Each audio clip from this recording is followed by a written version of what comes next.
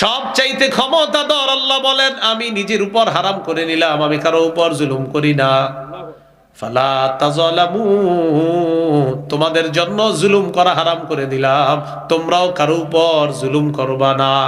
খালেক তার নিজের উপর হারাম করে নিয়েছেন জুলুম করা, মাখলুকের জন্য জুলুম করা হারাম করে দিয়েছেন। বলেন, খালেক নিজের উপর কি হারাম করছে? মাখলুকের উপর হারাম করে দিয়েছেন কি?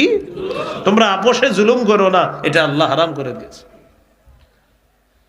এরপর আল্লাহ বলেন, ইয়া ইবাদি কুল্লুকুম দাল্লুন ইল্লা মান হাদাইতুহু, হে আমার বান্দারা, তোমরা সবাই পথভ্রষ্ট থাকবা, আমি যাদেরকে হেদায়েত না দেই তারা ছাড়া সবাই পথভ্রষ্ট।